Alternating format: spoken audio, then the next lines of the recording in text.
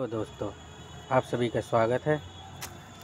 आशा करता हूँ आप अच्छे होंगे, स्वस्थ होंगे और डॉक्यूमेंट वेरिफिकेशन का इंतज़ार कर रहे होंगे।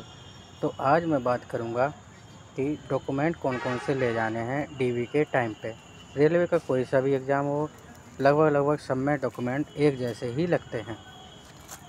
तो सबसे पहले रेलवे में जो डॉक्यूमेंट ले जाना है वो आपको ले जाना है एडमिट कार्ड, प्री का, मेंस का और डीवी का एडमिट कार्ड लेके जाना है आपको।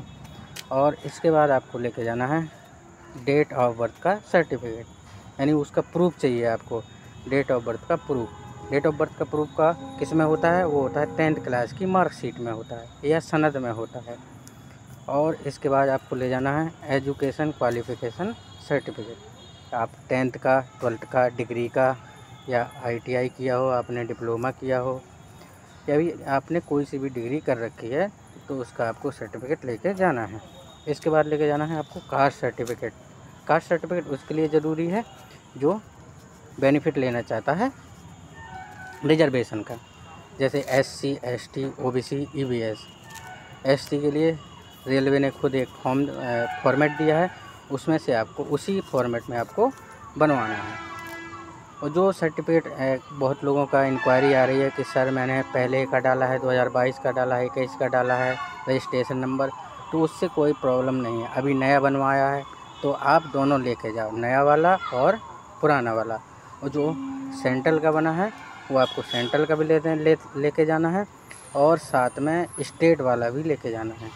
जो स्टेट में जो तहसील से बन के आता है उसको भी आपको लेके जाना है। उसमें बाकायदा मोहर होनी चाहिए तहसीलदार की, ठीक है, वो आपको मांगा जाएगा उस टाइम पे। इसके बाद ID कार्ड लेके जाना है। ID कार्ड में आपका वोटर ID होना चाहिए और आपका पैन कार्ड ज़रूरी है, क्योंकि जब आपकी ज्वाइनिंग होगा तो उसमें पैन कार्ड लगता है और आधार कार्ड लगता है। आधार कार्ड में आपका नाम सेम होना चाहिए जो कि आपने रजिस्ट्रेशन के या फॉर्म में डाला हुआ है, मार्कशीट के हिसाब से जिसमें डेट ऑफ बर्थ लिखी होती है उस वैसा ही आधार कार्ड में नाम होना चाहिए। अगर आपका नाम डिफरेंट है तो आपको समस्या, दिक्कत का सामना करना पड़ सकता है। और आपको फ़ोटोग्राफ लेके जानी है, अपनी लेटेस्ट वाली लेके जानी है या पुरानी जो फॉर्म में डाली है वो भी लेके जा सकते हो, वहाँ पे कोई इशू नहीं होता है। और सबके क्या है, ओरिजिनल डॉक्यूमेंट आपको लेके जाने हैं और सबके 2-2 कॉपी सेट बनाने हैं, 2-2 जेरॉक्स लेके जाना है आपको।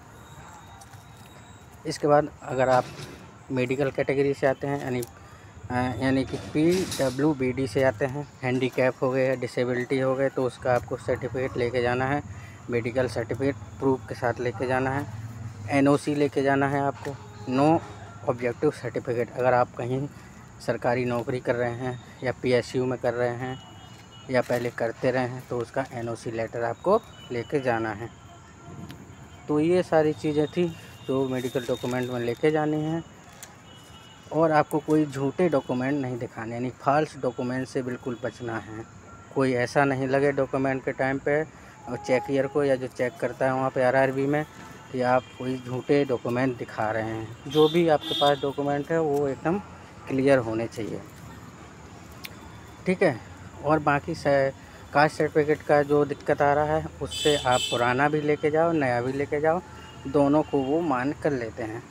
जो RRB का जो फॉर्मेट है उसको आपको लेके जाना है और अपना जो स्टेट और सेंट्रल का जो बनवाया है वो भी आपको साथ में लेके जाना है, क्योंकि जब DV के टाइम पे वो सब मांगते हैं। तो ये था DV के बारे में डॉक्यूमेंट का। और जो कोई आपको जानकारी चाहिए हो वो हमको बता दीजिएगा। तो आज के लिए बस इतना ही। खुश रहें, स्वस्थ रहें और आनंद रहें। धन्यवाद।